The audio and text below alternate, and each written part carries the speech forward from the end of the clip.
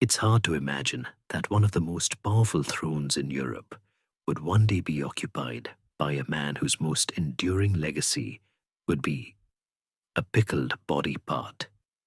But before we get to the infamous jar, let's take a dreamy stroll through the life of Ferdinand VII, Spain's answer to the question, what if a wet sock was made king? Ferdinand was born in 1784, the son of King Charles IV of Spain and Maria Luisa of Parma. Now, court gossip at the time suggested that Charles IV wasn't exactly the sharpest sword in the armory, and Maria Luisa wasn't winning any Mother of the Year awards either. The real power behind the curtain was Manuel Godoy, the Queen's favorite, very favorite, if you catch the palace whisper. This meant that young Ferdinand grew up in an atmosphere of suspicion, intrigue, and heavy Freudian undertones, raised in a household where backstabbing was practically an Olympic sport. Ferdinand developed a set of survival instincts more suited to a rodent than a ruler. His primary talents as a young prince involved sulking, conspiring, and writing passive-aggressive letters to foreign courts about how much he hated Godoy.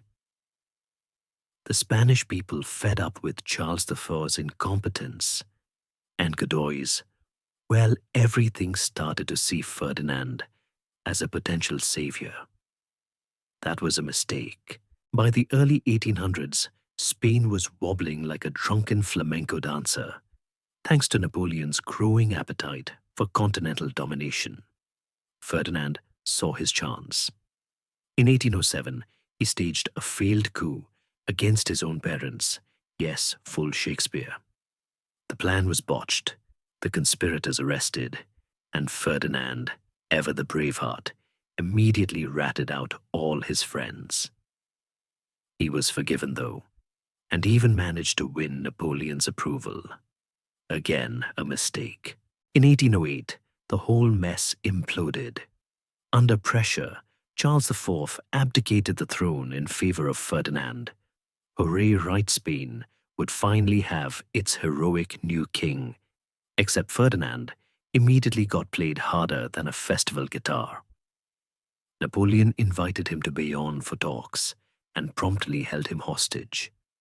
Just like that, Spain was without a king, and Napoleon installed his own brother, Joseph Bonaparte, on the throne.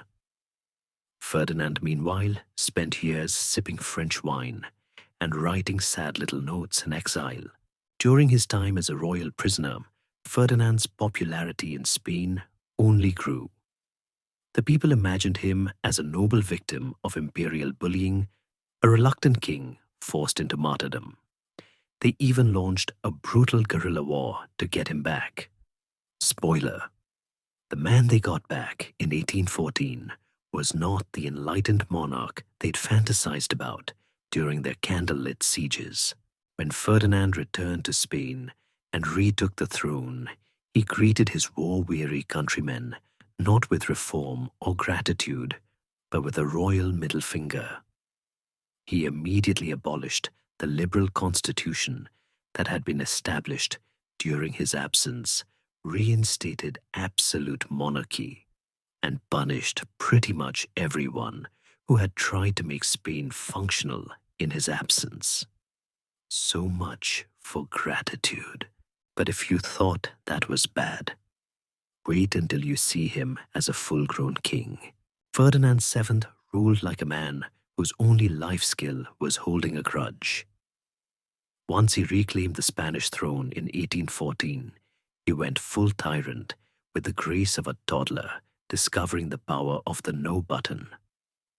The first thing he did was scrap the liberal constitution of 1812, which had been hailed across Europe as a beacon of modern governance. Ferdinand tossed it into the royal fireplace and then turned around and started jailing the people who'd written it. He ruled absolutely and disastrously for the next 6 years, and Spain unraveled The empire was falling apart faster than a poorly made piñata. While Ferdinand was busy arresting liberal intellectuals and reinstating censorship, Spain's American colonies were fighting for and winning their independence. Colombia, Venezuela, Argentina, Mexico. One by one, they slipped through his fingers like sand.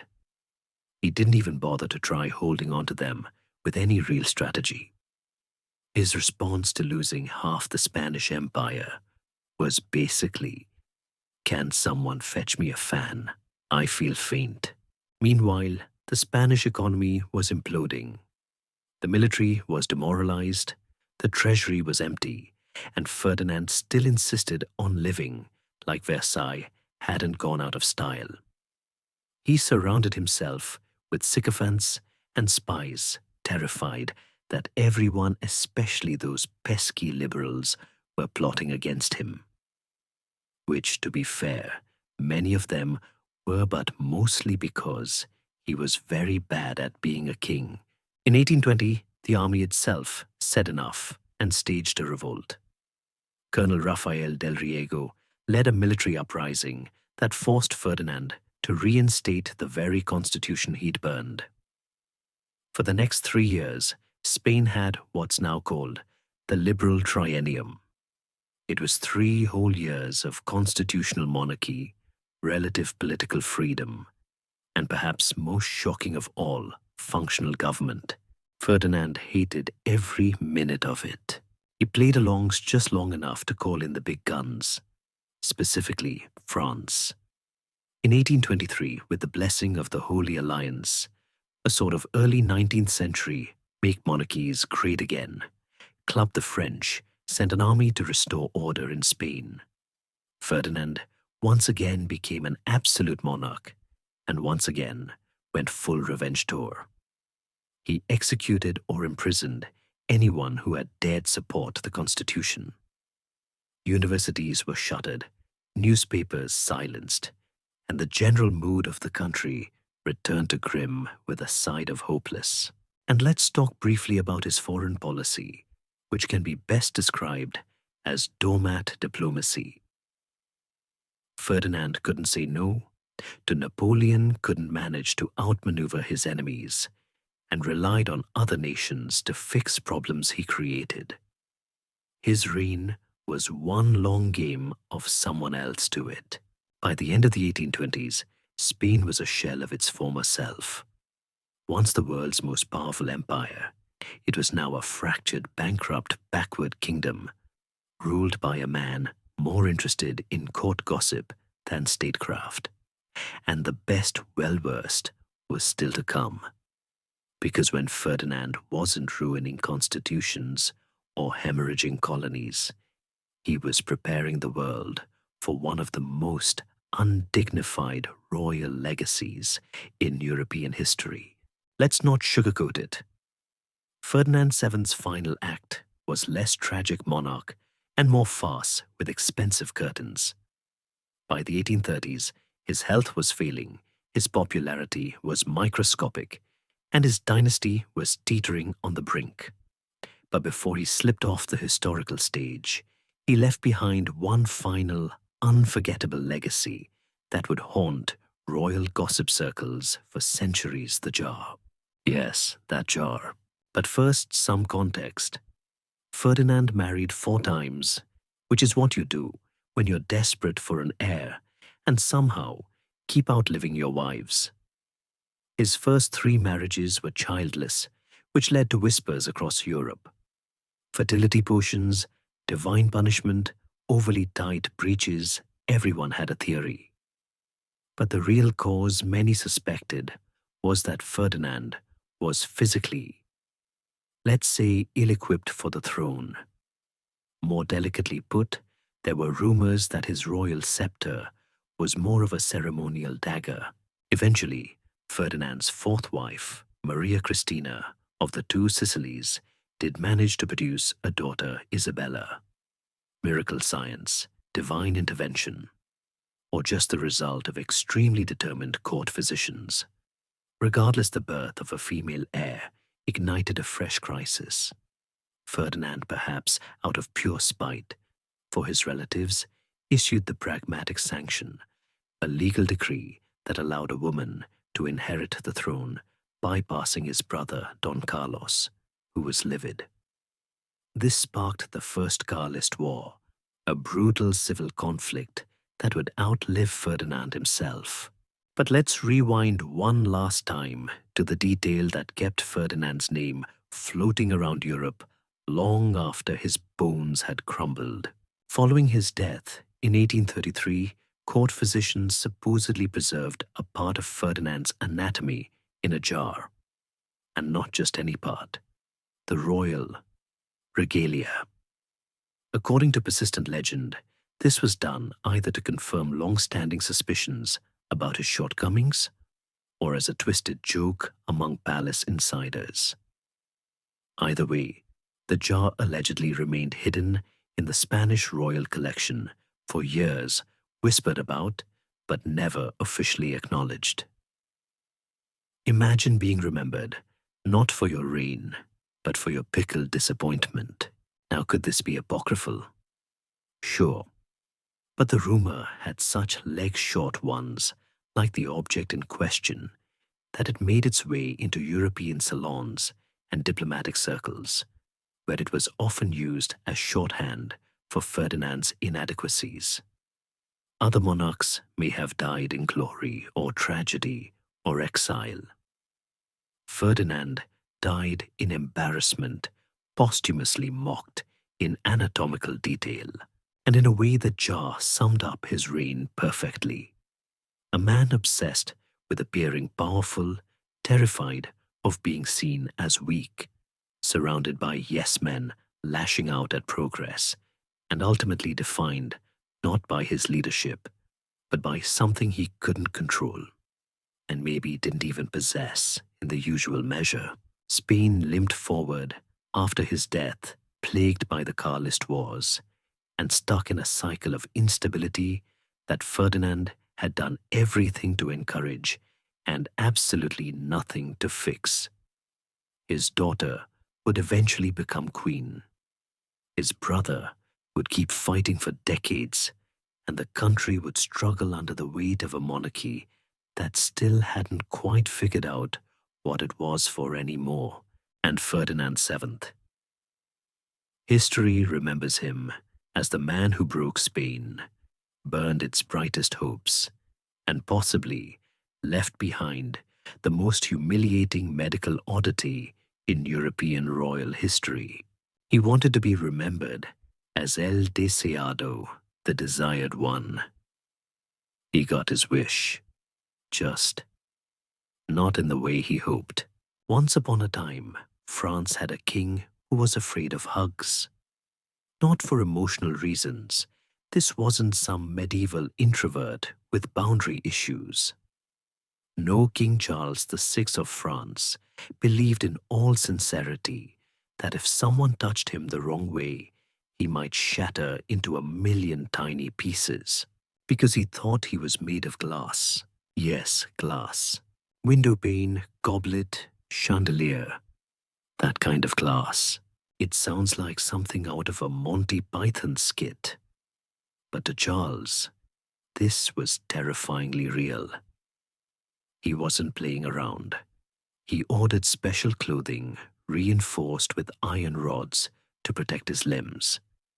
He tiptoed around the palace with all the care of a man walking through a room full of mousetraps. Guards were told to stay back. Servants were instructed not to make sudden movements. A well-meaning shoulder pat could trigger royal panic, not because he feared betrayal, because he feared shattering.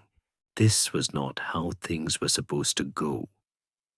Charles became king in 1380 when he was just 11 years old. He had a promising start. A charming boy, smart enough, energetic enough, and born into a kingdom eager for stability. Early on, the people called him Charles the Beloved. But as he entered adulthood, the signs started showing subtle at first, then spectacular. By his mid-20s, things took a dramatic turn. During a journey through the forest in 1392, Charles suddenly pulled his sword and began attacking his own knights. No warning, no explanation. He killed several men before collapsing into what we'd now call a psychotic break. When he came to, he remembered nothing. It was terrifying for everyone involved, and just the beginning. Soon after the delusions began, he'd forget his name, forget his wife, forget that he was king. But his most famous delusion was the glass body phase, where he believed his skeleton was fragile crystal and could snap under the slightest pressure. And this wasn't a quirky few weeks. The glass belief persisted on and off for years. He'd sit for hours, motionless, in fear that the act of standing might cause him to fracture. Chairs were padded, walkways were cleared. Courtiers had to approach slowly, like they were dealing with a startled deer in a museum gift shop. Charles even banned certain types of clothing because they rustled too loudly. The royal court turned into a sort of silent padded playroom for a monarch who thought he was one sneeze away from catastrophe. The physicians, completely at a loss. This was the 14th century, when the medical response to my king thinks he's made of glass was essentially, have you tried holy water and fewer demons? They prescribed fasting prayers, relics, and of course, the time-honored classic, a long pilgrimage to tire the madness out of him. None of it worked. His condition, now referred to politely as la folie du roi, became a permanent fixture of court life. Naturally, with the king unfit to rule, power started slipping elsewhere. His wife, Isabeau of Bavaria, began making decisions for him, often in tandem with Charles's brother, Louis of Orleans. This went about as smoothly as you'd expect. Rival noble factions formed alliances, shifted, and France slowly descended into a kind of aristocratic tug-of-war. The Burgundians hated the Orleans faction. The Orleans hated everyone else. And Charles mostly sat very still, trying not to break. The irony, while Charles feared cracking like a vase, his kingdom was splintering all around him. Civil war wasn't far off. Meanwhile, over in England, the ever-watchful Plantagenets were absolutely delighted to see France's king treating himself like an extremely expensive wine glass. The longer Charles reigned, the more his illness defined him. He would have lucid spells, moments where he seemed completely normal, even regal. Then, without warning, he'd slide back into confusion. One day he might order a diplomatic envoy to Italy. The next, he might ask his cooks to prepare a meal for the invisible prince who lives in the floor tiles. The court learned to go along with it. No one wanted to be the one who startled the king. Even the peasants caught wind of his oddities. Word spread that the king had glass bones, that he avoided mirrors because he didn't want to see himself shatter, that if you whispered too loudly near him, he'd flinch. It might have been tragic if it wasn't so surreal. Charles died in 1422 at the age of 53. He'd been king for 42 years technically. In reality, he'd spent much of that time somewhere else, entirely in a world where kings could break like goblets and the throne had to be cushioned like a nursery chair. France was left politically fractured, deeply in debt, and sliding toward further chaos. But Charles's legend lived on. They stopped calling him Charles the Beloved. Now he would be remembered as Charles the Mad. It wasn't the legacy he or anyone had hoped for, but it stuck. And even now, centuries later, his story lingers like a strange dream. The king who ruled a fractured land while fearing he'd crack under the weight of his own crown. A monarch wrapped in iron rods, trying to survive a world that always seemed one wrong step away from disaster. If there were a medieval award for most thoroughly hated king in English history, King John would win it by a landslide, possibly even posthumously. This is the man who inspired the scheming villain in every Robin Hood story, was excommunicated by the Pope, extorted his barons like a mob boss with a crown, and somehow still managed to lose nearly everything his family had built. His reign was so chaotic, so relentlessly unpopular, that his own nobles essentially handed him a legally binding list of rules, then stood around and made sure he signed it. But let's rewind a little. When John came to the throne in 1199, things were already a bit tense. His older brother, Richard the Lionheart, had left some fairly enormous shoes to fill, along with a massive war debt and a rather bruised nobility. Still, John inherited a mighty empire, England half of France, and the kind of royal authority that could squash most problems with a raised eyebrow and a fresh tax. Unfortunately, John had two notable weaknesses: a staggering talent for making enemies and the emotional intelligence of a block of granite. He lost Normandy within a few years, an embarrassment that would haunt the English crown for generations. He alienated the French barons who had once supported him. He arrested nobles without trials, seized estates for fun, and fined people with all the subtlety of a street mugger. If a baron had money, John found a reason to take it. One noble was charged thousands of marks just to marry someone he already wanted to marry. Another had his land taken because he rolled his eyes at the wrong moment, and then came the church debacle. In 1205, the Archbishop of Canterbury died. Normally, this would trigger a little polite back and forth between the English crown and the Vatican. But John, true to form, turned it into a war. He rejected the Pope's preferred candidate, Stephen Langton, a perfectly respectable and reasonably boring churchman, and instead tried to install his own pick. The Pope Innocent III responded by placing all of England under interdict. Now, interdict sounds fancy, but it basically meant the church shut down. No public masses, no marriages, no burials. For years, people couldn't get married in church, couldn't bury their dead, couldn't confess sins.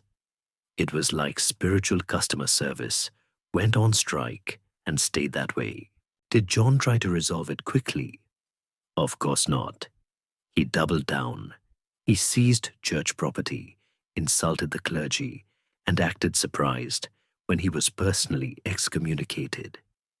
In a strange twist of history, he then panicked, handed England over to the Pope as a vassal state, and rented it back annually like a bad Airbnb agreement just to get out of trouble. By this point, his barons were beyond fed up. Not only had John lost territory, started religious conflict, and emptied their wallets, he'd made it abundantly clear that he didn't care what anyone thought. He ruled by fear, not loyalty. And fear, as it turns out, has a shelf life. So in 1215, the barons cornered him. Literally. They marched their forces to a meadow called Runnymede and handed John a document. It was not optional. It was not a negotiation. It was titled Magna Carta Latin for the Great Charter, and it was basically a royal slap on the wrist. It limited the king's power. It demanded due process for nobles, It protected the rights of the church. And while it didn't quite invent democracy, it did send the message that kings, despite their shiny crowns and dramatic robes, were not above the law. Faced with rebellion and military pressure, John sealed it.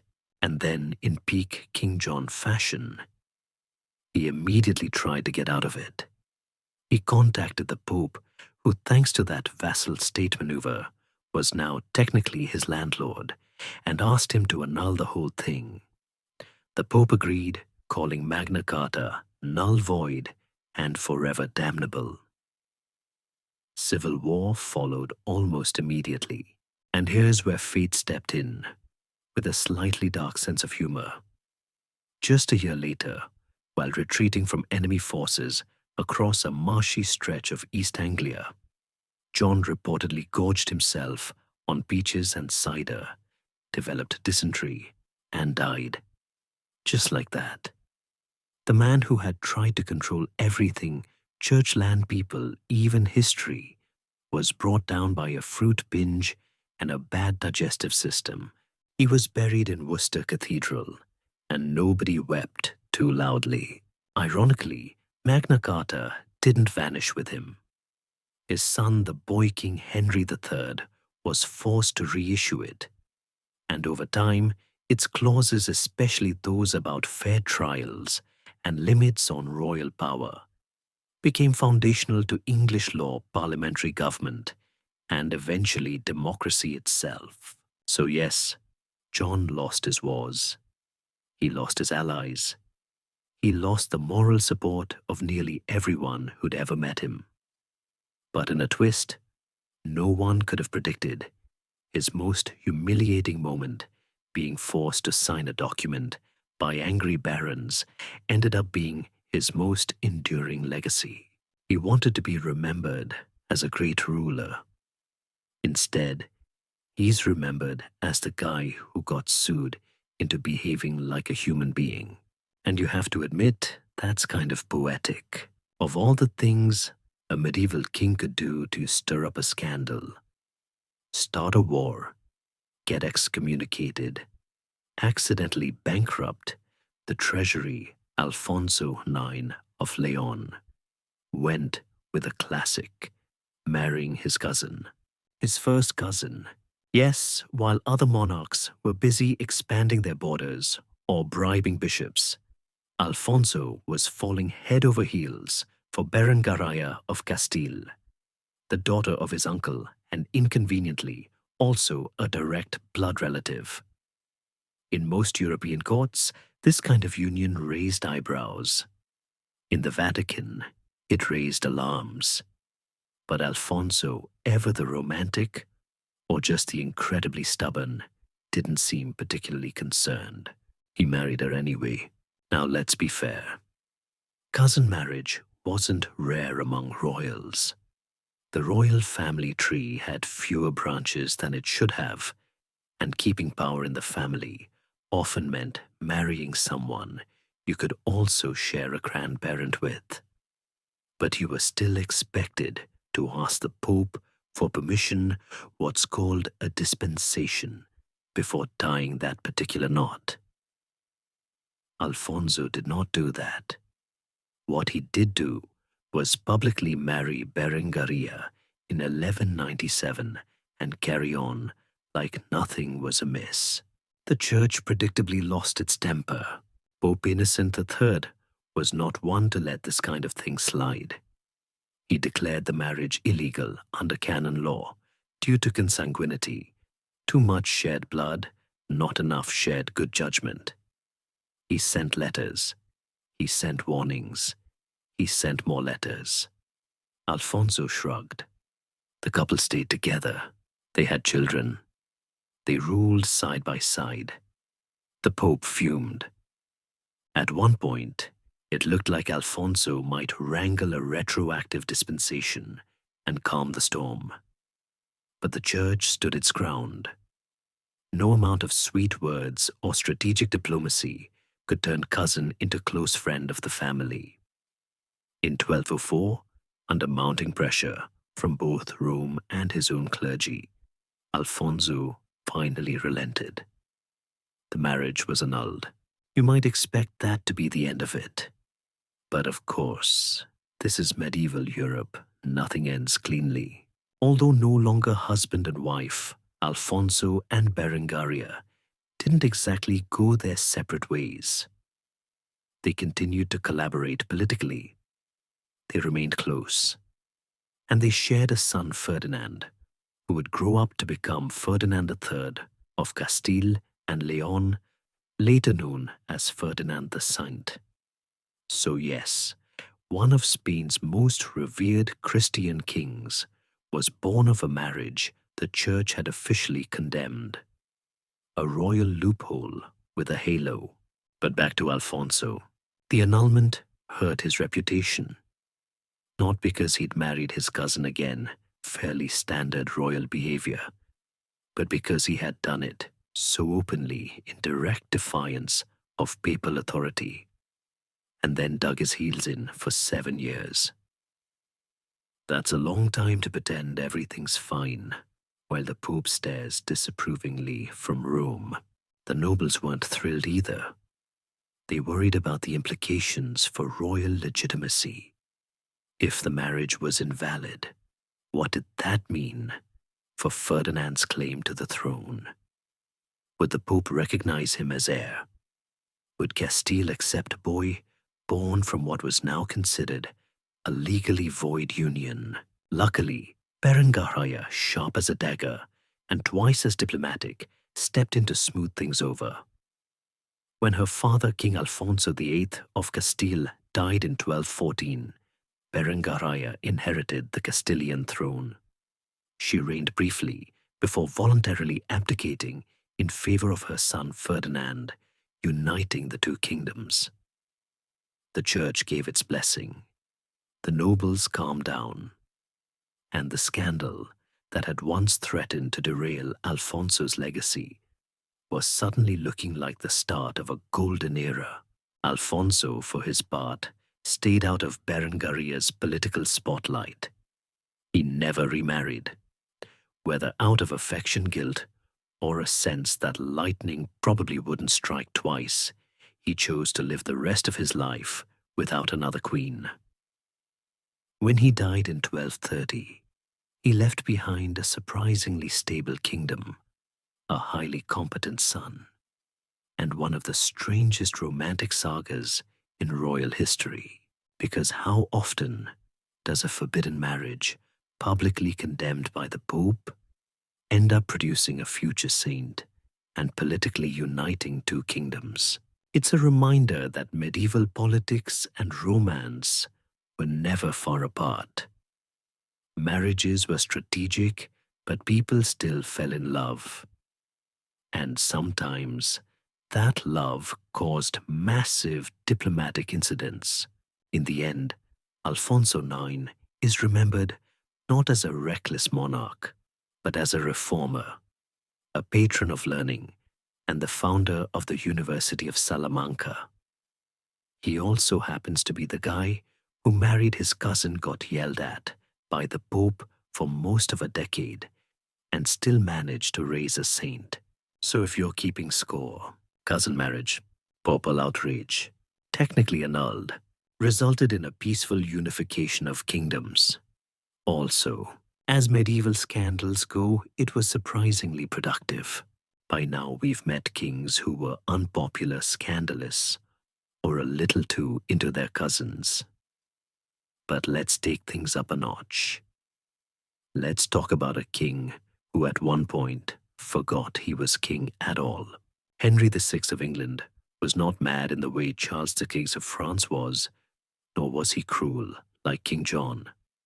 Henry's problem was a bit different. His reign wasn't defined by tyranny or scheming or excess. It was defined by an almost unbearable softness, and eventually, a long vacant silence. Henry became king at just 9 months old after the death of his famous warrior father, Henry V. That meant England had a literal baby on the throne. Cute in theory, a governance nightmare in practice. For the first decade or so, regents did the heavy lifting, and when Henry came of age, everyone hoped he'd grow into a strong leader, ready to carry on the legacy of the 100 Years' War. Instead, they got a man so painfully gentle, so allergic to confrontation, and eventually so mentally vacant that the kingdom slid into chaos while he blinked slowly at the wall. Now, to be fair, Henry had some admirable qualities. He was pious, genuinely kind.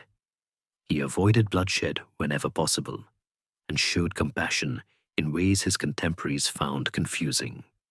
He loved reading, hated violence, preferred prayer over politics.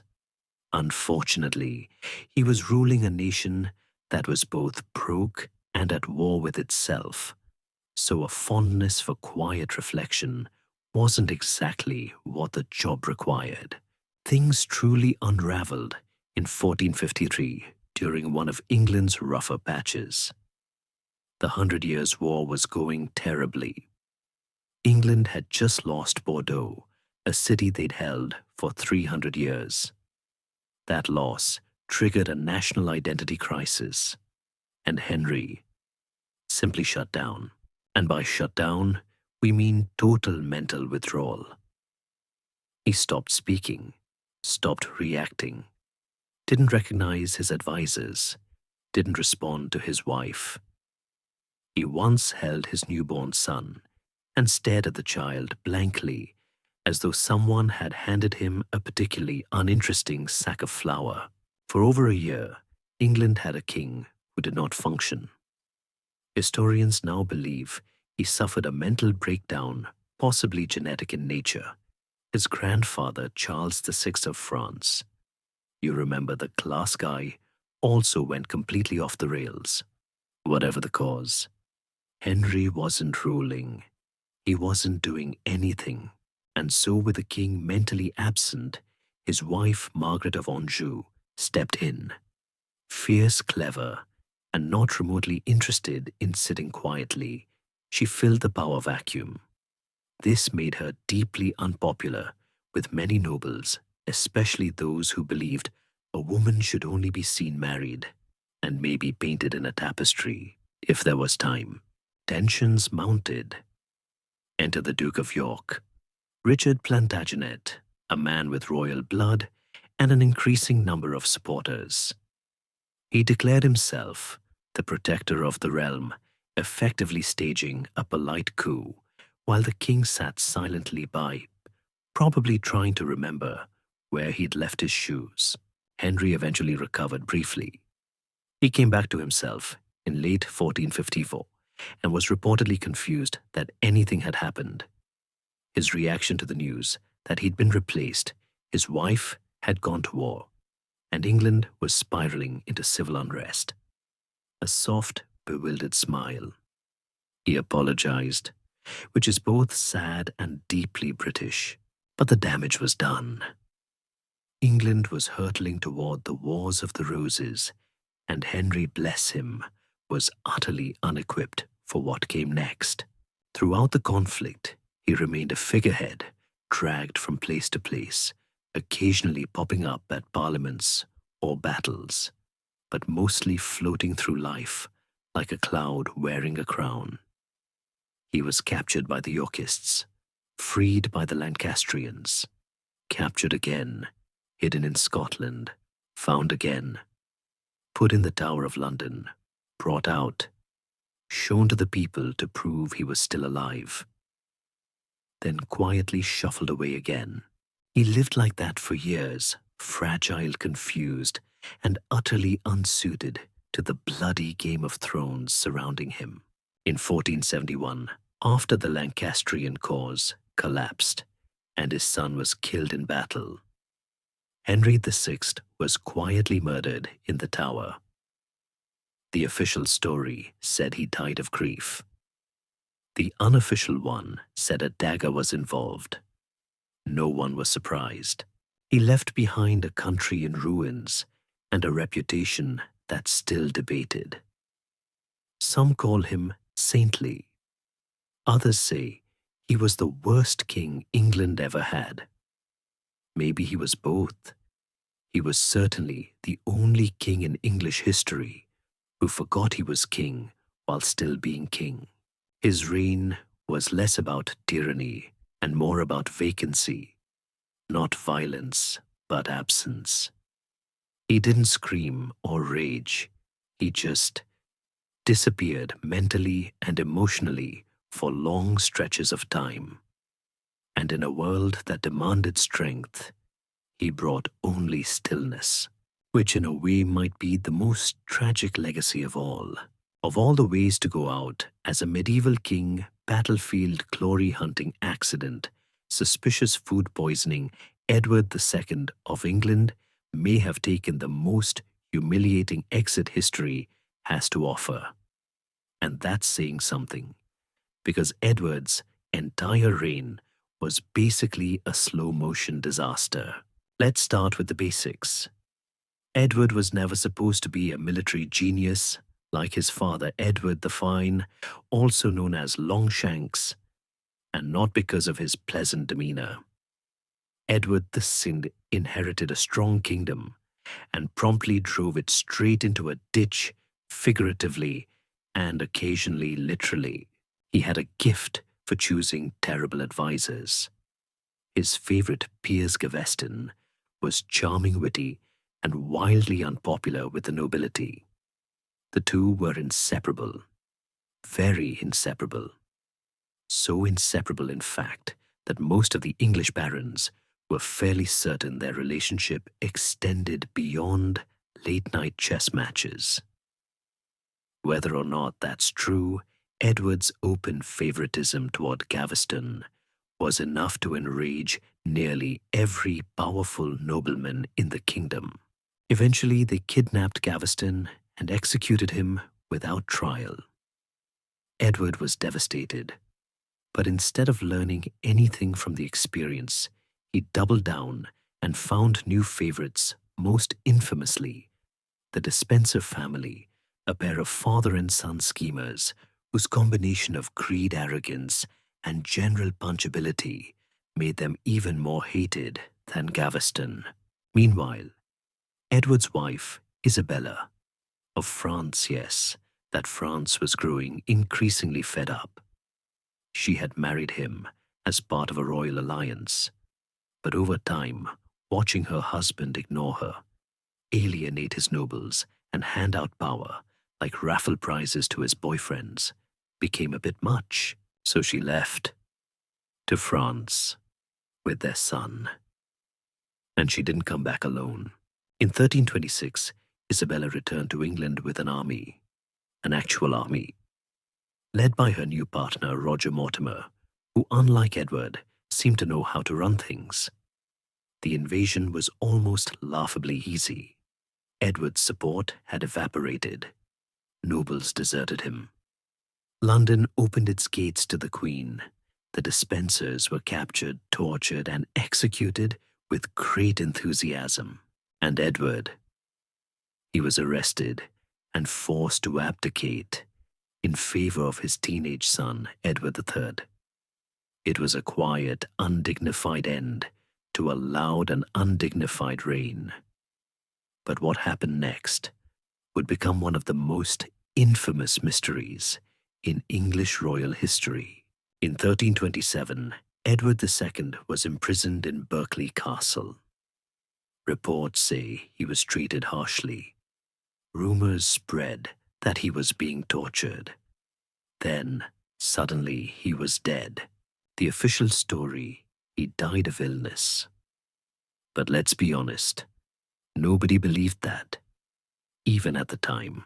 The unofficial story, popular, persistent, and gleefully grotesque, involved a red-hot poker. According to chroniclers writing a few decades later, Edward was murdered by having a red-hot iron rod inserted into his rectum, supposedly to leave no visible marks. The symbolism wasn't exactly subtle. It was a cruel, pointed reference to his perceived sexual relationships with men, served up as both a punishment and a gruesome joke. by his killers. Now, was that story true? Probably not. Historians today are deeply divided. Some believe it was invented by political enemies to mock him posthumously. Others think he was quietly smothered or poisoned. A few even argue he escaped entirely and lived out his days in obscurity under an assumed identity, which would be quite the twist for a man known for attracting attention. Like a magnet attracts iron filings, but the legend stuck. Because in the end, Edward II was never just a king. He was a cautionary tale. A monarch who failed to lead, failed to listen, and failed to realize that surrounding yourself with deeply unpopular sycophants might not be a long-term survival strategy. His reign was one long series of warnings unheeded. When the barons rose up, he clung harder to his favorites. When his wife reached out diplomatically, he ignored her. When the country cried out for reform, he built canals on his private estates and took long rides with Piers Gaveston. And yet he wasn't cruel in the traditional sense. He didn't massacre his enemies. He wasn't obsessed with war or vengeance. He just wasn't suited for kingship. He liked music craftsmanship, rowing, and gardening. He enjoyed building things. If he had been born a few centuries later, he might have made an excellent architect or an enthusiastic local councilman with strong opinions about public fountains. Instead, he was a king. And history, merciless as ever, judged him for it. So whether he died by illness poker or passport, Edward II left behind a legacy drenched in scandal, whispered rumors, and the uneasy sense that not all royal failures end in battle. Some end in dungeons in silence, with a flicker of flame and a terrible story that refuses to die. Louis IX of France was canonized as a saint. That's right, St. Louis. The man has a city in the US named after him, a reputation for piety, and the kind of polished medieval resume that would make any royal biographer swoon. Crusader king, lawgiver, defender of the faith, builder of hospitals, deeply religious, deeply sincere. Also, just so, we're clear, completely obsessed with collecting scraps of old wood. Not just any wood, sacred wood. Fragments of the true cross, to be exact, the very same one, supposedly, that Jesus was crucified on. Louis didn't just admire relics. He wanted to own all of them. His most prized possession, the crown of thorns. Yes, that crown of thorns. According to the bestsellers in Constantinople, it was available for the right price, and Louis eagerly paid it. Several times over, he spent an absolute fortune acquiring relics, often at eye-watering cost to the treasury. Entire shiploads of gold were exchanged for scraps of tunics, iron nails, thorns, splinters, and anything else vaguely associated with the Passion of Christ. He once bought what was advertised as the sponge used to give Christ vinegar, a relic, which, if authentic, would have had to survive over 200 years and a few dozen sieges with nothing more than divine mildew protection. To house these relics, Louis built Sainte-Chapelle in Paris, a stunning Gothic jewel box of stained glass, glittering arches, and gold-lined display cases that still dazzles visitors today. Think of it as the world's most overbuilt reliquary. In a world full of grim stone fortresses, Sainte-Chapelle stood out like a Fabergé egg in a haystack. Louis wasn't shy about his devotion. He didn't tuck the crown of thorns into a church vault or lock it away in a royal box. He wore it on his head, under his robes, over his shirt. It depended on the occasion, but the point is, this was not symbolic ownership. This was full-blown relic cosplay. He paraded it through Paris in solemn processions, dressed in bare feet and a simple tunic, while the nobility walked behind him, sweating in velvet and trying not to trip. Naturally, all of this made Louis seem very holy, and he was genuinely devout. But it also made his court just a little nervous. Because while Louis was holding thorn parades and pouring the royal budget into relics, the kingdom had real-world problems, famines, taxation, foreign threats. Some nobles were quietly asking, was this still governance? Or had the king turned into a one-man medieval QVC for sacred souvenirs? There's also the small matter of how he got some of these relics. Constantinople, where many of them originated, had recently been sacked during the Fourth Crusade by Christian armies, Louis's own side. A fire sale of spiritual goods followed with Venetian merchants and enterprising bishops hawking everything from saintly finger bones to authenticated pieces of the Ark. Louis, ever the eager collector, bought them up with barely a blink. And this wasn't just a passing phase. The man didn't stop. His reign became one long procession of piety and procurement. His court became a walking reliquary. His sermons were full of moral instructions about simplicity, while standing next to relics displayed in gold filigree, worth more than most towns. It was spiritual devotion cranked up to 11. But here's the twist: it worked. The people loved him. They saw his devotion as genuine. His attempts to rule according to Christian values, justice, humility, charity, resonated even when his policies were inconvenient or his taxes steep. He reformed the legal system, built hospitals, was scrupulously fair in court cases.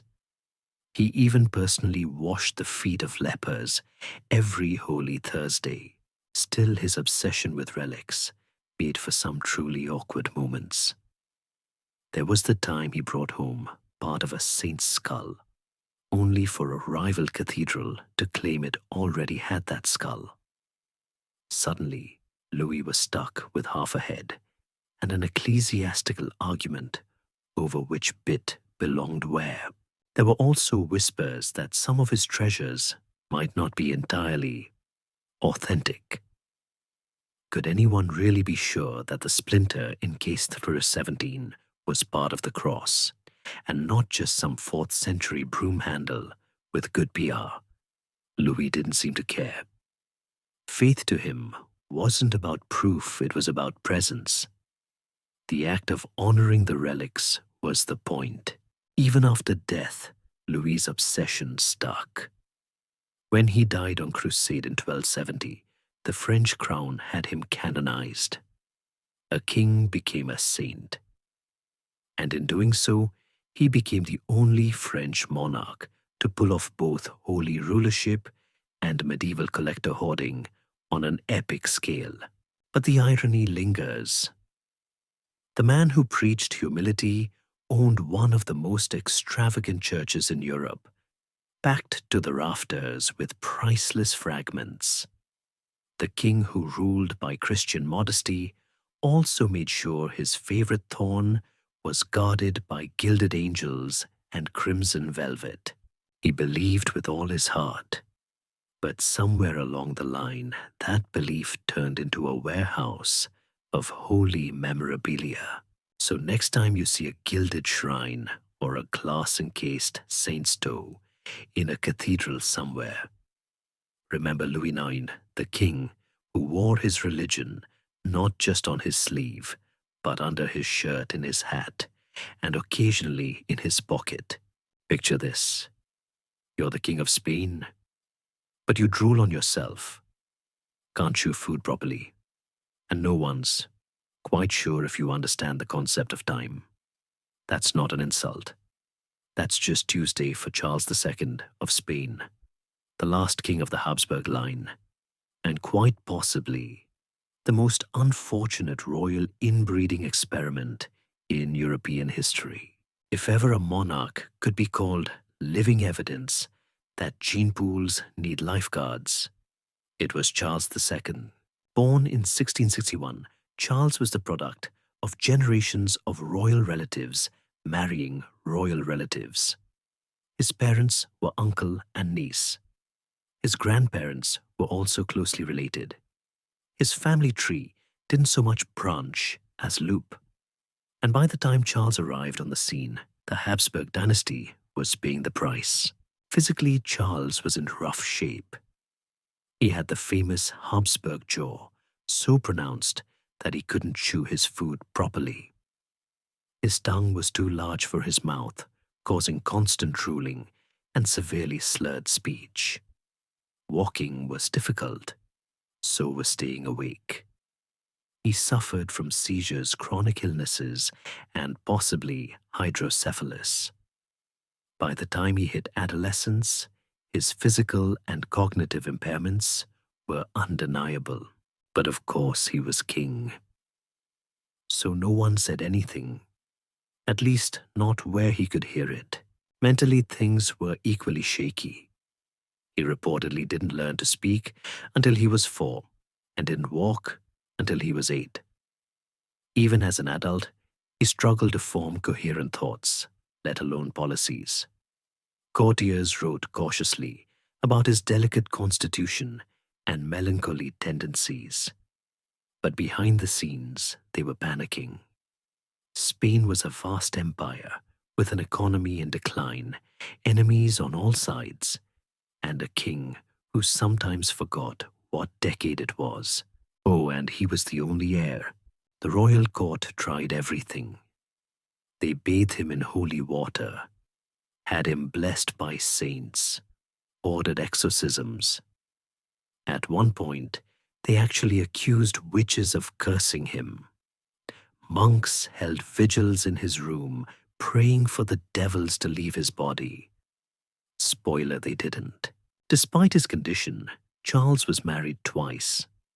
First to Marie-Louise of Orléans, a French princess who spent most of their marriage quietly weeping into pillows. She died young, probably from sheer despair. Then came Maria Anna of Neuburg, who fared slightly better but could never produce an heir. And it wasn't for lack of effort. Doctors inspected Charles and concluded very diplomatically that he was completely impotent, a royal diagnosis that included phrases like unable to perform and generative faculties absent. In short, the dynasty was done. No sons, no daughters, just Charles slowly unraveling on the throne while the rest of Europe hovered like vultures at a buffet. Politically, Spain was paralyzed. Charles was manipulated by factions, first his mother's clique, then his wife's, then a rotating cast of scheming nobles and bishops. He'd change policies from one day to the next, depending on who had whispered in his ear that morning. One ambassador noted that Charles was so little informed and so wholly incapable of instruction. It was like speaking to a large, vaguely royal houseplant, and yet he ruled for 35 years. 35 years of superstition, paranoia, decline, and whispered prayers for a miracle that never came. He would stumble into court, garble through meetings, forget decisions made the day before, and issue royal decrees based on rumors. Ministers made state policy, while Charles chewed his sleeves. By the end of his life, he looked more like a ghost than a king. Gaunt, pale, shriveled, and deeply confused. His autopsy was a horror show. One shriveled heart, no blood, a single testicle, and a head full of water. The physicians were so stunned, they reportedly assumed witchcraft had played a role. No one wanted to say out loud what everyone knew. This was the result of too many Habsburgs marrying each other and calling it a strategy. Charles died in 1700, and with him, the Habsburg line in Spain ended. His death triggered the War of the Spanish Succession, a massive European conflict over who would inherit his empire. France and Austria both wanted a peace. England got involved. So did the Dutch. It was chaos, and it all started because one man, the end product of centuries of cousin marriage diplomacy, had collapsed under the weight of a crown and his own genes. And yet Charles II wasn't malicious. He wasn't cruel. By all accounts, he tried. He just didn't have the tools. He was a monarch trapped in a failing body, a fading mind, and a system that refused to accept its own decline. He became the tragic punchline of a dynasty that had defied nature for too long and finally ran out of luck.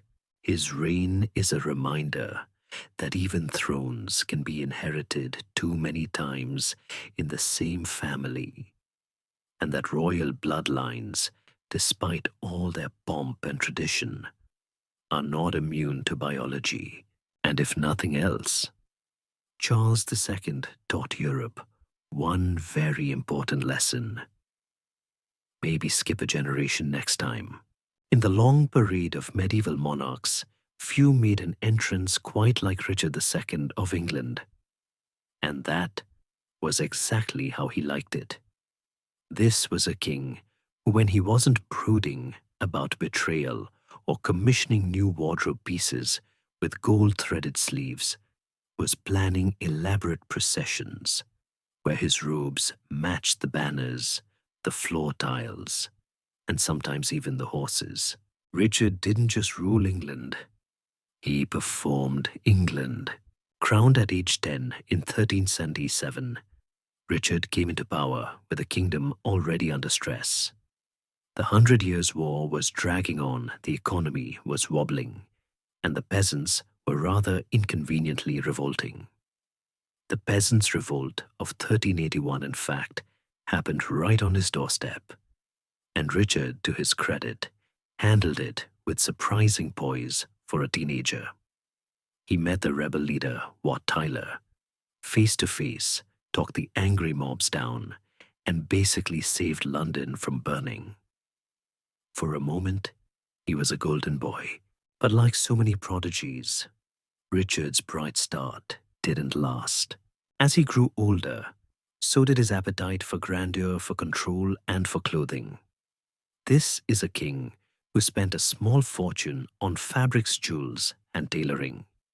He introduced the idea of royal badges and liveries for his entire household, so his staff could double as a fashion army. Chroniclers were baffled by the sheer volume of fur silk and gold leaf involved in Richard's wardrobe changes. One famously wrote that the king had more costume changes than sense. He built lavish halls and designed his own throne room to reflect his divine right to rule. The ceiling featured a massive image of Richard himself, seated among the angels, subtlety not being one of his preferred design principles.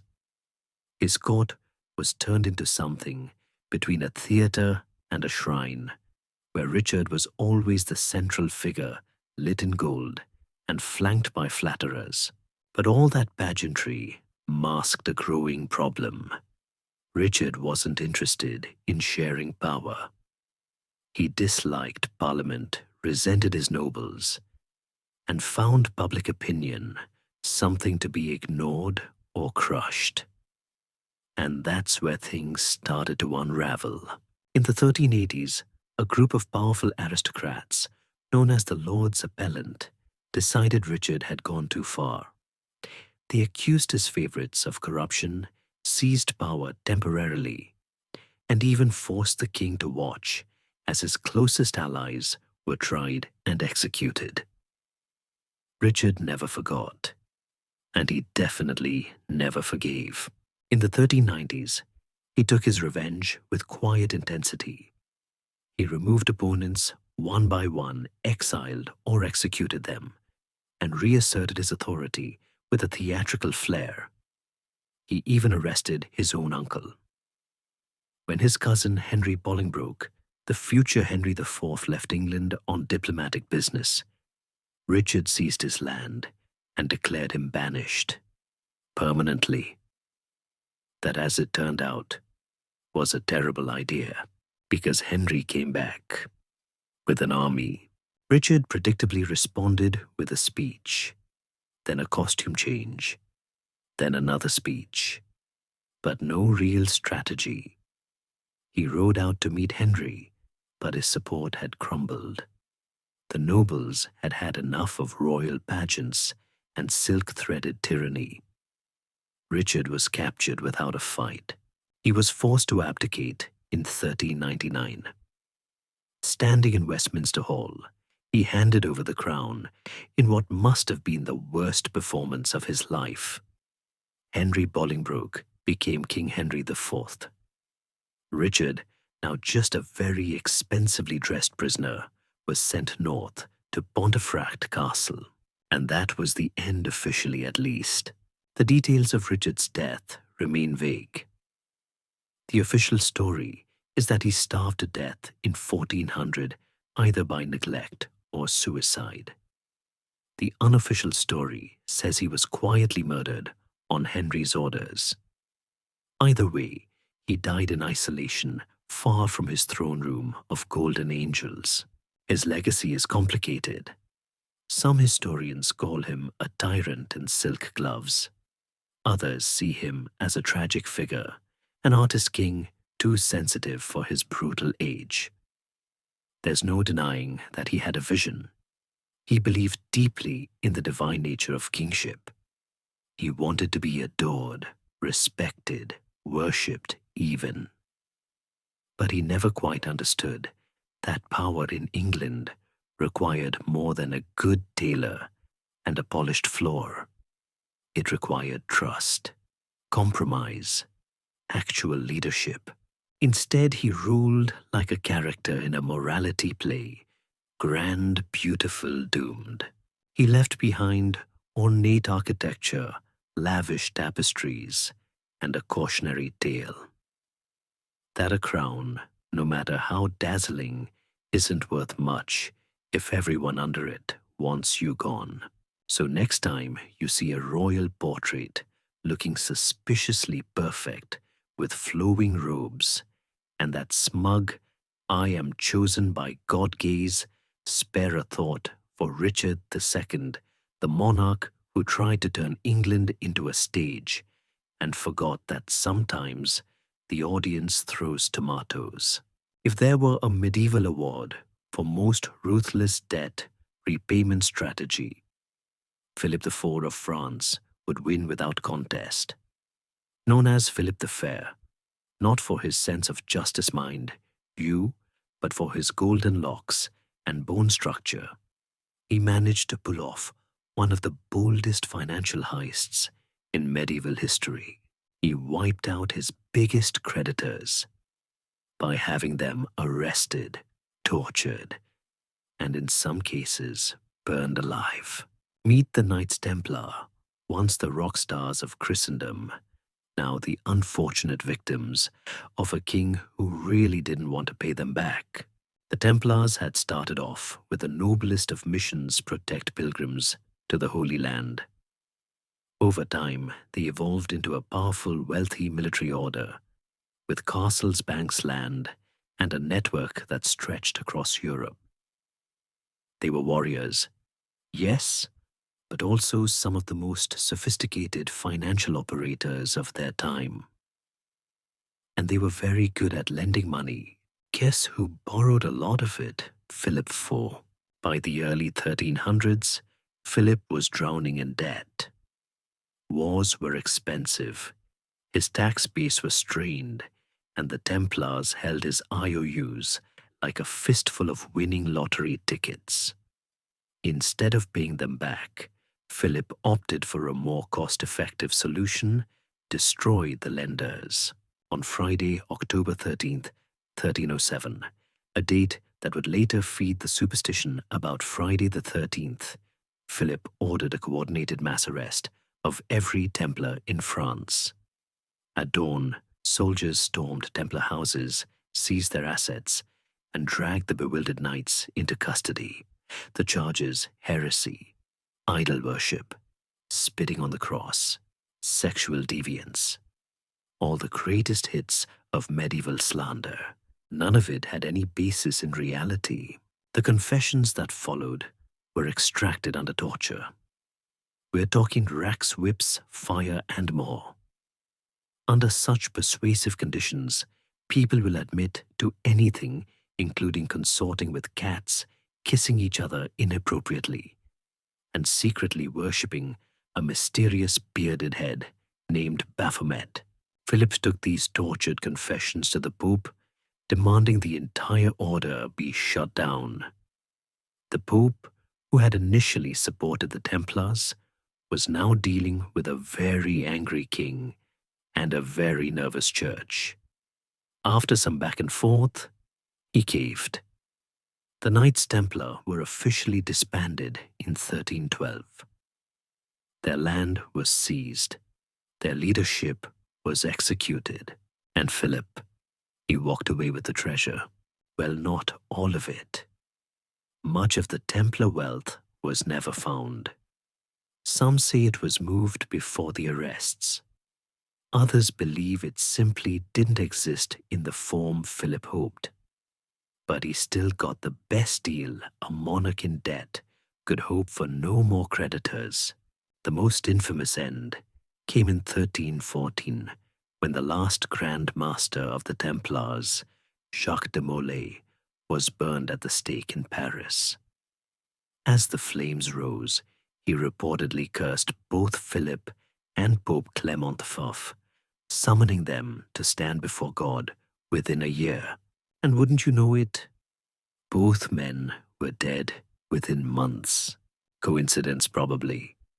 But the medieval public loved a poetic ending, and the image of a wronged Templar cursing his killers from the pyre became legend. Now Philip wasn't just a medieval mafia boss with a crown.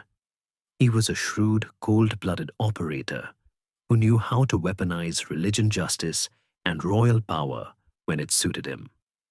He also fought bitterly with the papacy, taxed the clergy, and once kidnapped the Pope briefly. It's a long story. The man had a gift for creating headlines, even before headlines existed. His reign left France with a centralized bureaucratic monarchy that laid the groundwork for future kings. But it also left behind a lingering stink of corruption. And the destruction of the Templars would echo for centuries in literature, in conspiracy theories, and in every fictional treasure map scribbled on the back of an ancient scroll. The Templars, for all their flaws, had been a powerful, respected force in Europe. Their downfall was less about crime and more about convenience. Philip needed a scapegoat, and they were both wealthy and slow-moving. It was a perfect storm of ambition, paranoia, and debt. And the message to future bankers: never lend money to a man who controls the prison keys and owns a pointy gold hat. So while Philip IV may be remembered for his administrative reforms or his tangled legacy of royal centralization, one fact remains uncomfortably clear. When faced with a financial crisis, he didn't cut expenses or raise taxes. He arrested the accountants. You know you're not having a great day as a medieval monarch when your crown is sliding off your head, your robes inside out, and you've just stumbled onto the battlefield, still wearing your nightgown. But for Sigismund of Hungary, that was just Tuesday. Born in 1368, Sigismund eventually became Holy Roman Emperor, King of Hungary, King of Bohemia, and generally a very busy man with many titles and not nearly enough time to sleep. And judging by one particularly infamous moment, sleep, or more accurately oversleeping, turned out to be a bit of a royal hazard. Let's set the scene. It was 1396, and Sigismund was leading a massive Christian coalition army in the Battle of Nicopolis, one of the last major crusading efforts against the rising Ottoman Empire. It was a big deal. Knights from across Europe had shown up wearing their finest armor and absolutely no sense of coordination. Think of it as the worst organized group project in medieval military history. Sigismund naturally was in charge, which meant he was up late planning stressing and probably polishing his armor to a nice reflective gleam. The night before the battle, he finally got a few precious hours of sleep. But not enough sleep. Because when the Ottomans made their surprise move at dawn, Sigismund was still in bed. Now, to be fair, many monarchs needed assistance getting into full battle gear. It wasn't like slipping on a hoodie. Armor required layers, buckles, belts, more belts, chainmail outer plates, and something pointy on top. But Sigismund didn't have time for all that. So he rolled out of bed, grabbed what he could throw on his crown slightly askew, and galloped into battle, still wearing his nightshirt. Let's pause here for a moment. Imagine being an Ottoman scout peering through binoculars. Okay, not really, but work with me, and seeing the enemy king barreling toward your lines in what looks suspiciously like bedtime attire, flanked by nobles who are also half-dressed and wholly confused. It did not go well. The Crusader army, overconfident and underprepared, charged into a trap. The French knights at the front ignored Sigismund's careful instructions and plunged headfirst into the Ottoman forces, believing glory awaited them. What awaited them instead was exhaustion, encirclement, and death. Sigismund still rubbing sleep from his eyes, and now possibly realizing that wearing linen on the battlefield was not peak strategy, tried to rally the rest of his forces. But it was too late. The Ottomans, led by Sultan Bayezid I, who notably was not wearing pajamas, crushed the Christian coalition. Thousands were slaughtered. Others were captured. The defeat was so embarrassing that many Western nobles quietly removed the word crusade from their family resumes. Sigismund, to his credit, escaped. Barely. He fled via ship down the Danube, reportedly muttering, "We lost the day by the fault of the French." And while he might have been technically right, it was hard to take seriously a man who'd just led an army to ruin while wearing his royal pajamas and a look of pure regret. Afterward, the Battle of Nicopolis became a cautionary tale about arrogance, about poor planning, and perhaps most memorably, about not being ready for battle when the sun comes up. But Sigismund didn't let it break him. He learned. He recovered. He went on to rule for decades more, overseeing councils, brokering peace deals, and wearing proper clothes in public. In fact, he became known for his diplomatic savvy and played a major role in ending the Great Western Schism, a period when there were two, sometimes three rival popes at once. So yes, Sigismund had depth. He was a thinker, a reformer, and occasionally a reasonably dressed adult. But the image that stuck, the battle-charged half-dressed king with tousled hair, wrinkled sleeves, and a very confused horse.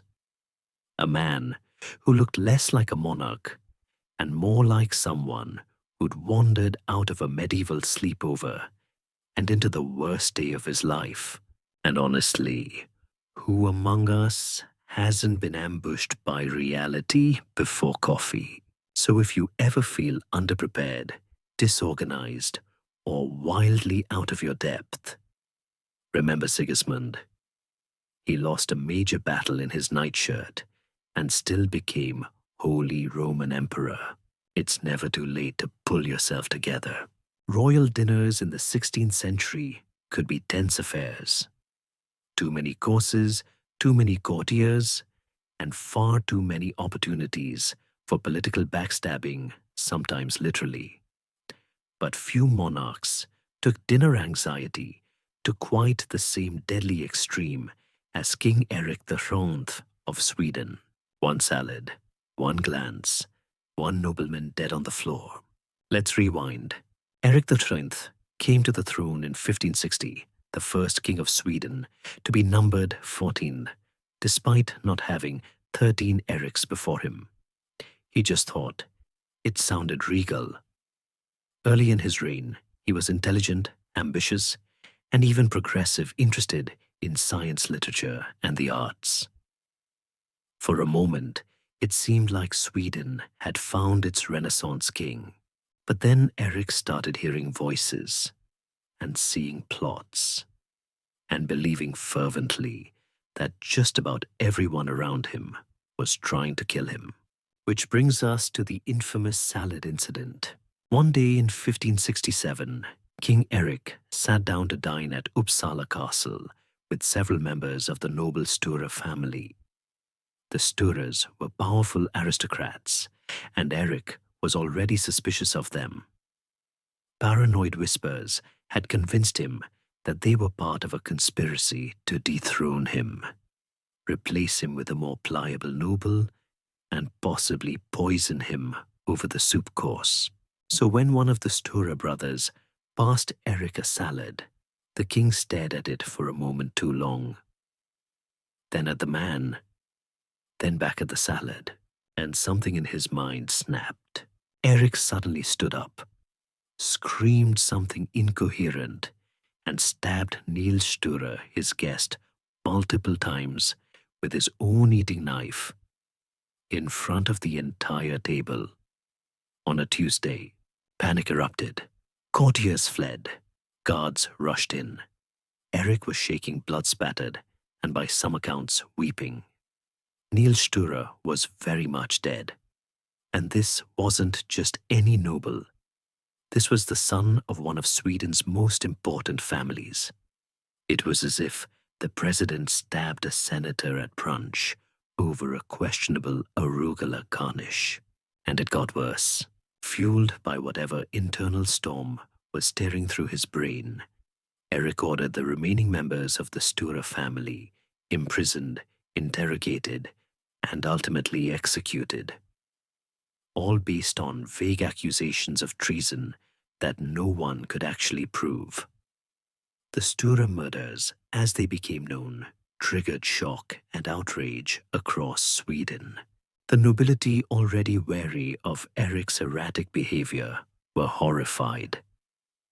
This wasn't politics as usual. This was something deeper, darker, and undeniably unstable. In the days following the killings, Eric spiraled. He reportedly wandered the halls in a daze, muttering apologies to invisible figures. He sent letters to God. He tried to dig a grave for Niels Sture with his own hands. One servant claimed the king believed his food was whispering insults. He'd gone from moody to murderous to openly unhinged, all in a matter of weeks. Eventually, his advisors could take no more. In 1568, his half-brothers staged a coup. Eric was arrested, gently removed from power, and replaced by his brother John, who was admittedly not perfect, but at least he wasn't stabbing the nobility at lunch. Eric was imprisoned for the rest of his life, shuffled between castles, watched closely, and kept away from sharp objects and noble families. He died in 1577 under suspicious circumstances, possibly poisoned, possibly ill, but definitely still convinced he'd been betrayed. And so ended the reign of Eric XIV, a man who once dreamed of uniting Scandinavia, and instead ended up as a tragic paranoid figure, best remembered for turning a political salad into a murder weapon. Today, his story is sometimes softened, presented as a cautionary tale of mental illness, left untreated a king undone by schizophrenia or a similar condition in an age with no name for it. And that's not unfair. Eric wasn't evil. He was sick. In a modern world, he might have received help. In the 16th century, he got a cell and a whispered legacy. Still, that fateful dinner haunts his name. One moment of delusion, one glance at a nobleman passing the greens, and history changed course. So if you ever feel nervous about hosting guests, just remember, at least you're not Eric van Toonth, and your salad probably isn't trying to kill you. There's extravagance, and then there's Ludwig II of Bavaria, a man who didn't just love fairy tales. He tried to live inside one. Literally, Ludwig wasn't interested in ruling like a normal 19th century monarch. He wasn't especially fond of diplomacy, war, or budgeting. What he was interested in were swans, moonlit lakes, Wagnerian operas, and castles, so many castles. Preferably perched on cliffs, wrapped in mist, and gleaming like something out of a children's storybook, which is how Bavaria ended up nearly bankrupt, while its king was off designing his very own fantasy kingdom. Born in 1845 and crowned at 18, Ludwig II seemed promising at first, tall, handsome, idealistic. But he quickly made it clear that he found the real world dreadfully uninspiring. He disliked cabinet meetings, avoided court politics, and preferred to read medieval romances by candlelight, while composing letters to Richard Wagner, the composer he admired and financially supported to an arguably unhealthy degree. And while most kings build a palace or two, Ludwig went full architectural fever dream.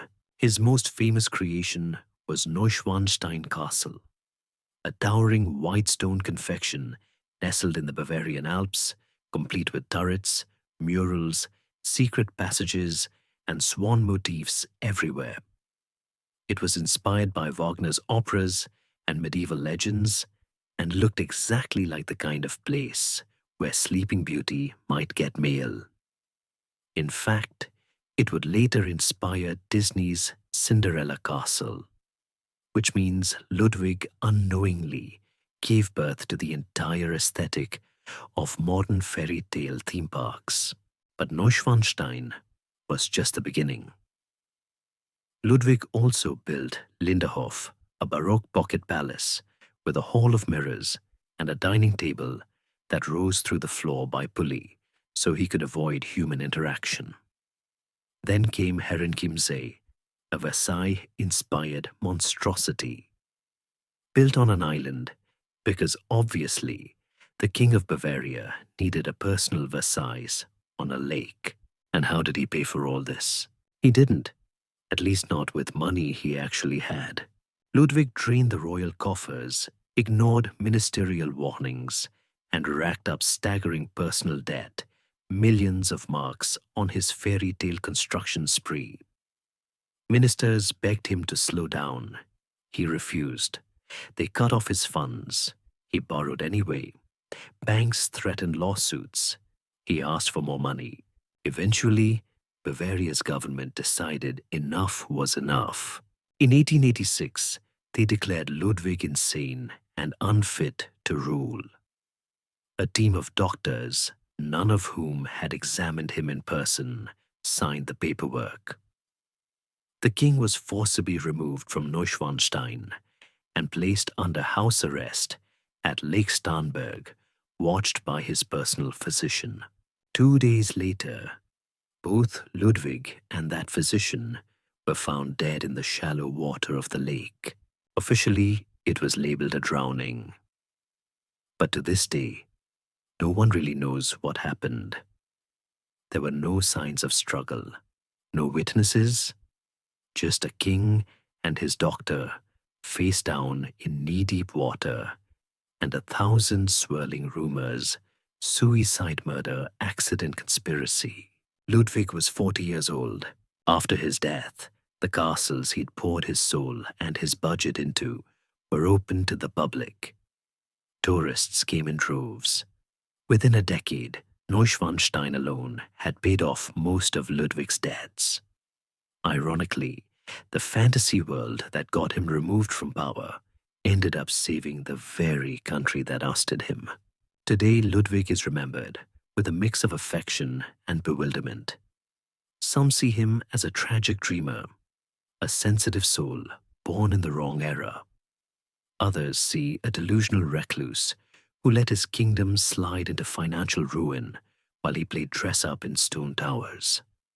The truth, as always, lies somewhere in the middle.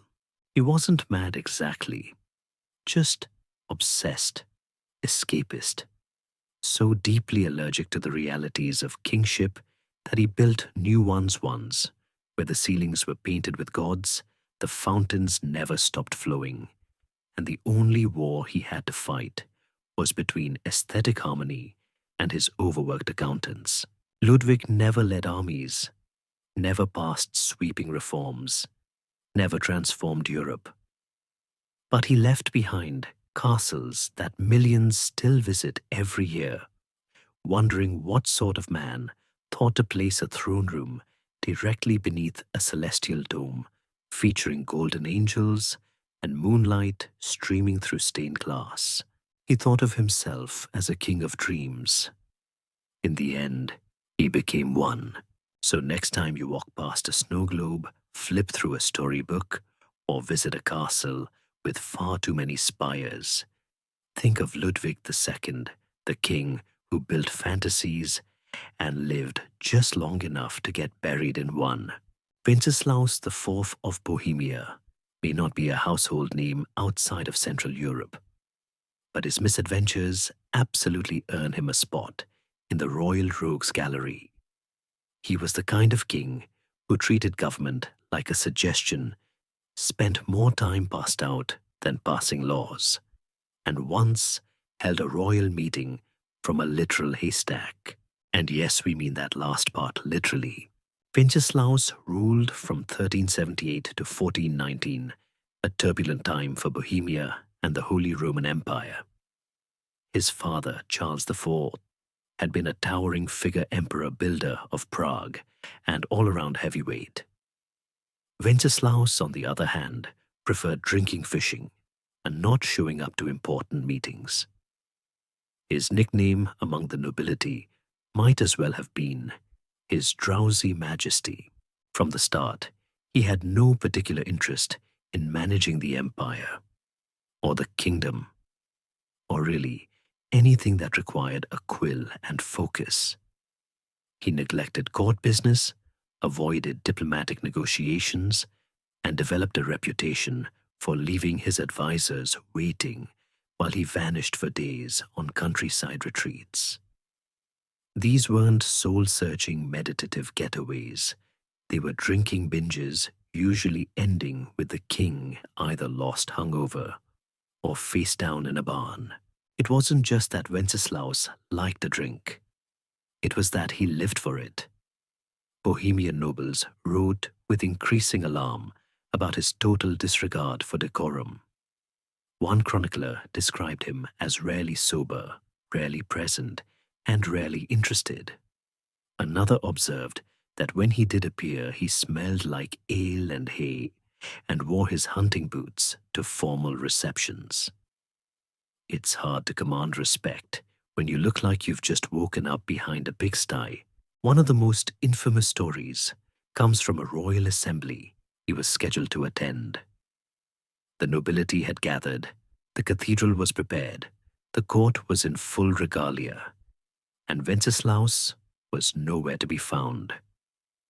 Hours passed. Finally, he was located asleep in the stables, curled up in straw, snoring loudly with one boot off and a bottle clutched to his chest. The meeting was postponed. Naturally, this didn't sit well with his subjects or his neighbors. The empire needed leadership. The church was in crisis. The Hussite movement was beginning to stir, and Bohemia was becoming the epicenter of religious and political unrest. But Wenceslaus, when not passed out, was either vaguely sympathetic or completely uninterested. He wasn't malicious, just apathetic. He let tensions simmer, factions deepen, and foreign diplomats twiddle their thumbs while he indulged in yet another private retreat, which usually meant wine sausages and a fishing rod. At one point, things got so bad that his own nobles rebelled.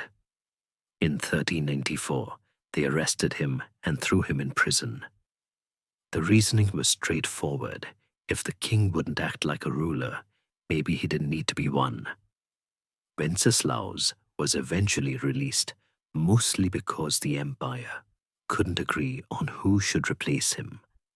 But the message was clear. His reign was teetering.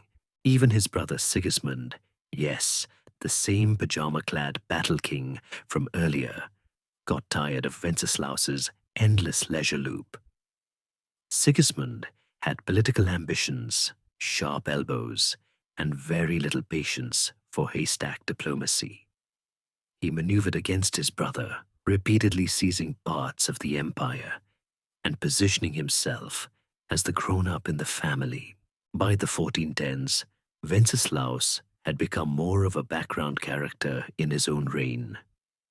He spent increasing amounts of time at his country estates, rarely venturing to Prague and leaving government to whichever official happened to be nearby and still awake.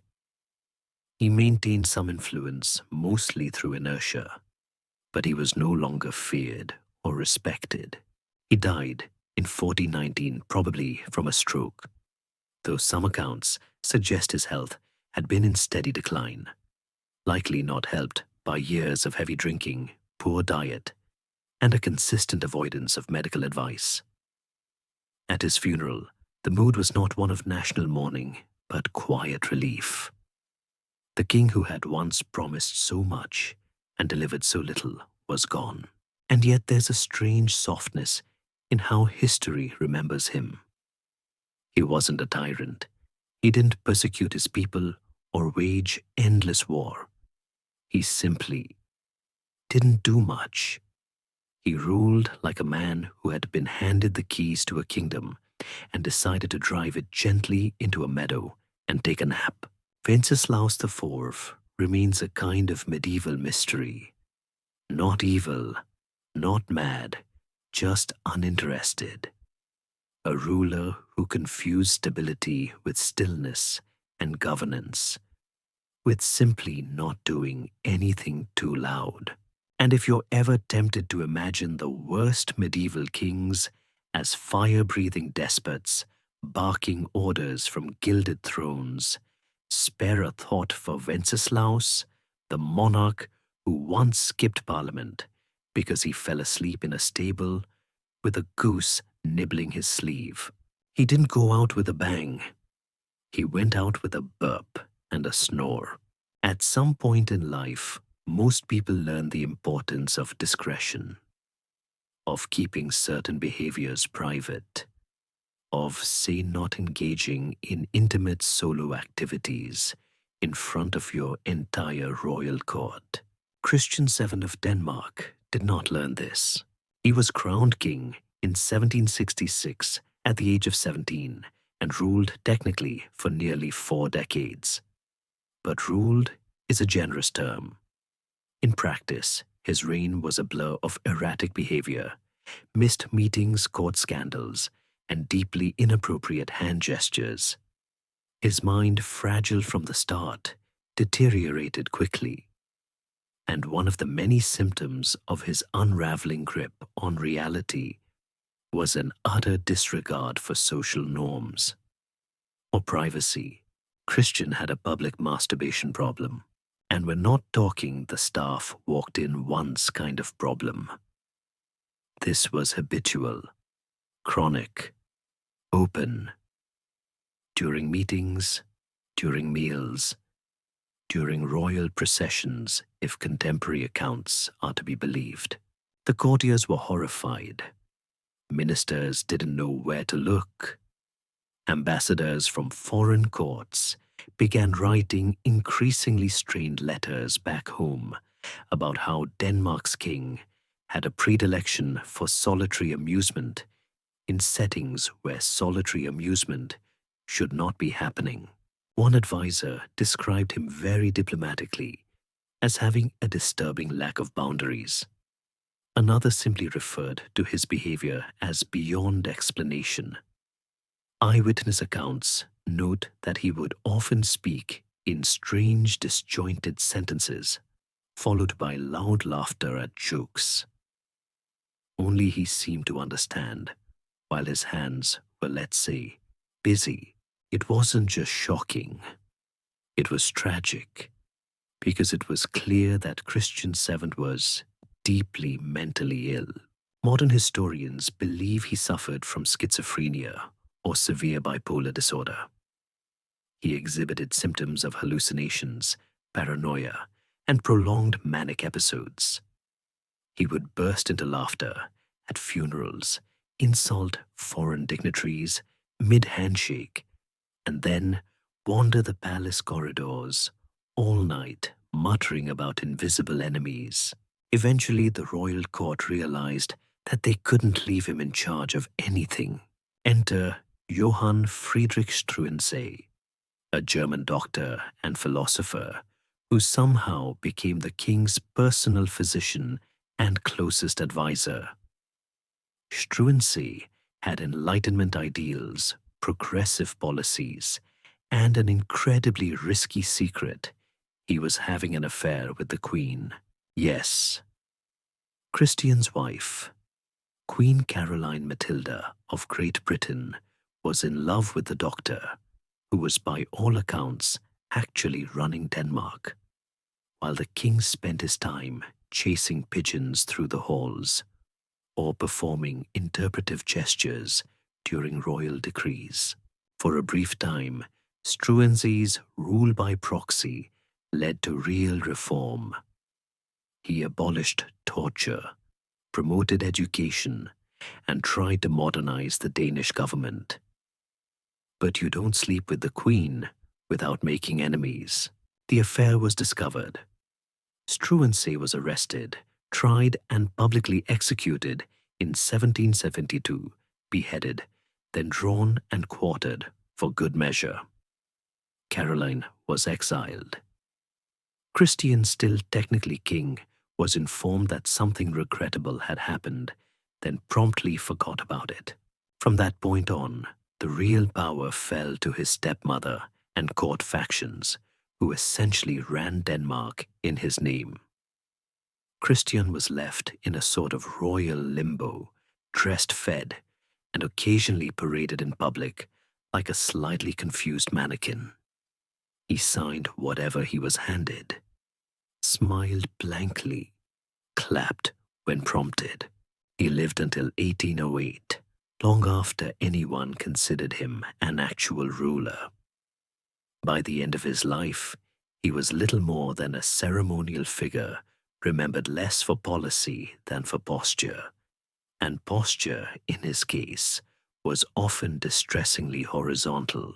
Today, Christian VII is viewed as a cautionary tale, a monarch destroyed, not by war or rebellion, but by untreated illness, in an age that had no understanding of mental health. His story isn't just scandalous, it's heartbreaking. A young man, probably brilliant in some early spark of potential, crushed under the weight of expectation, isolation, and an unraveling mind. And yet history can't ignore the scandal, the awkward meetings, the stunned ambassadors, the red-faced courtiers who tried very hard to pretend nothing was happening while everything was happening. in full view at official functions. So while Christian VII left few royal decrees, he did leave a legacy, one that reminds us that thrones don't come with instruction manuals or therapy.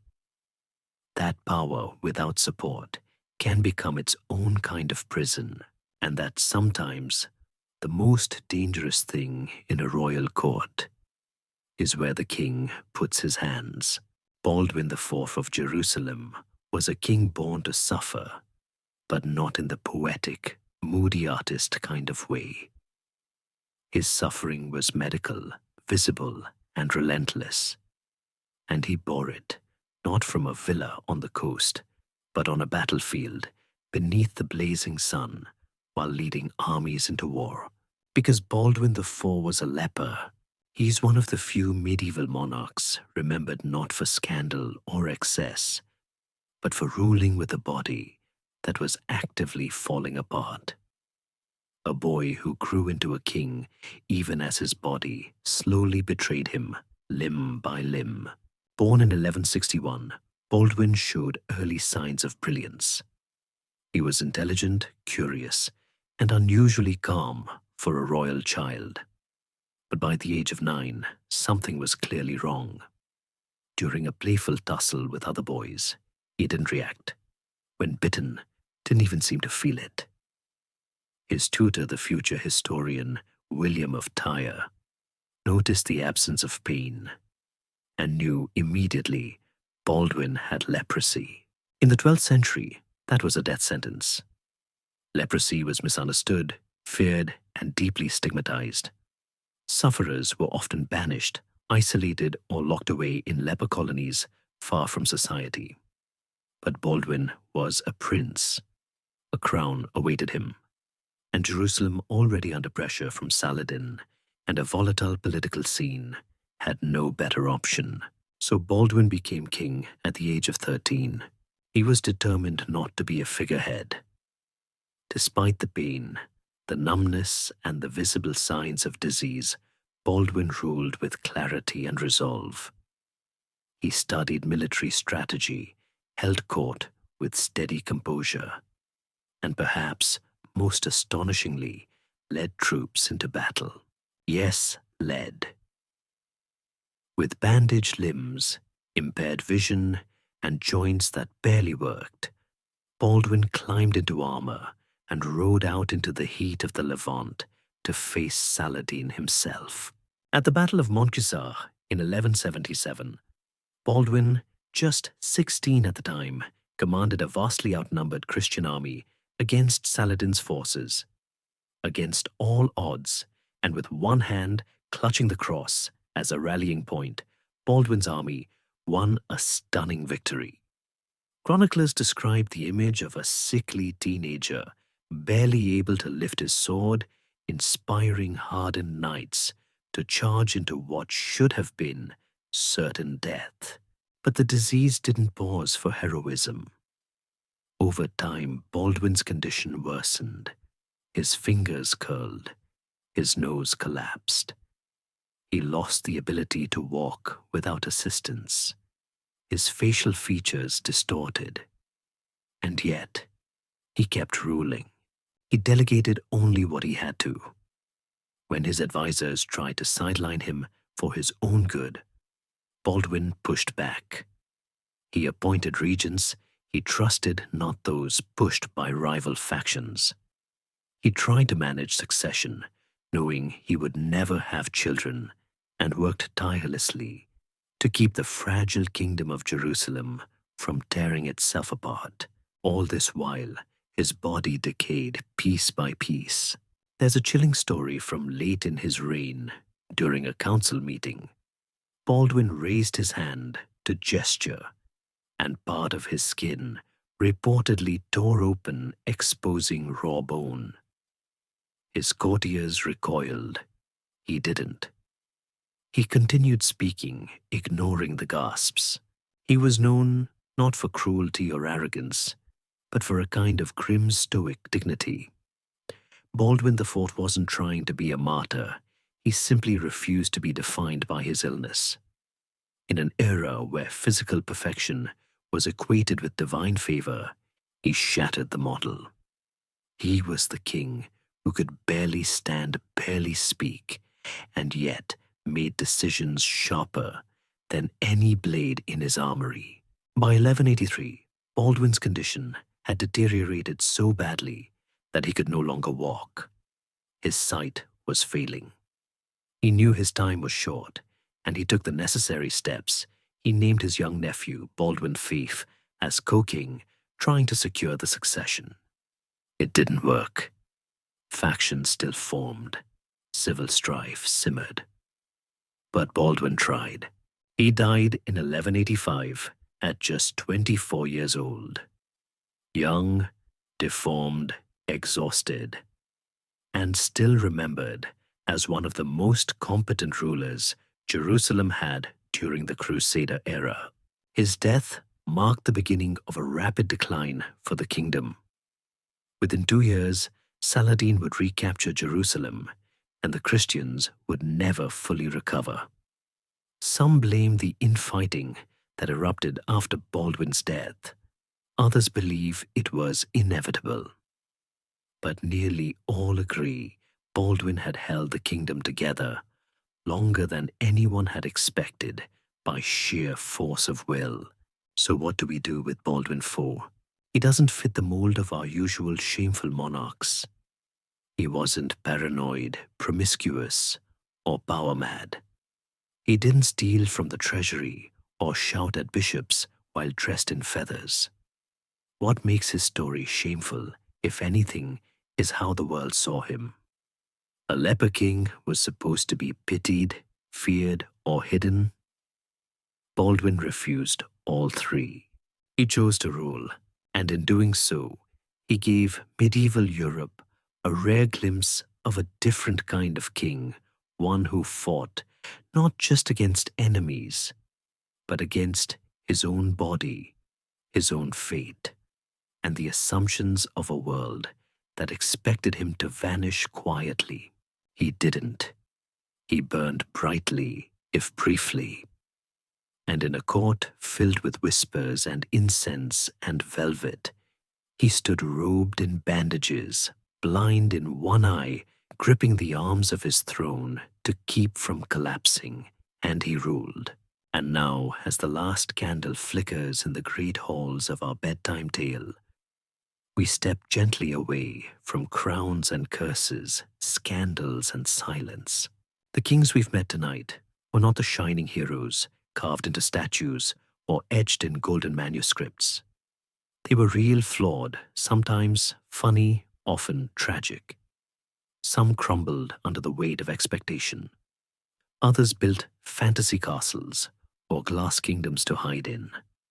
A few led armies despite barely holding their bodies together. And more than one mistook power for permission to behave very, very badly in public. Yet in their missteps, spectacular as they were, we glimpse the strange humanity of history. Beneath the velvet robes and jeweled scepters were men stumbling through pressure politics, pain, and the impossible task of pretending to be divine while being quite obviously human.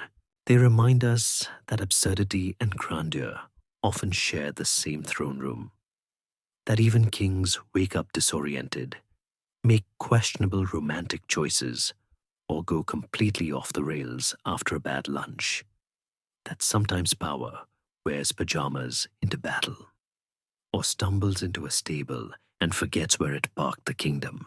So let your mind drift now past castles and cathedrals, past torchlit corridors and half-whispered rumors. Let the noise of their dramas fade into the night, and let silence settle where once there was sword and scepter. Tomorrow they'll go back to being names in books and statues in parks. But tonight, they were simply people, odd, tired, terrified, and far too often in need of supervision. Now close your eyes. Let the curtain fall. History will wait until morning.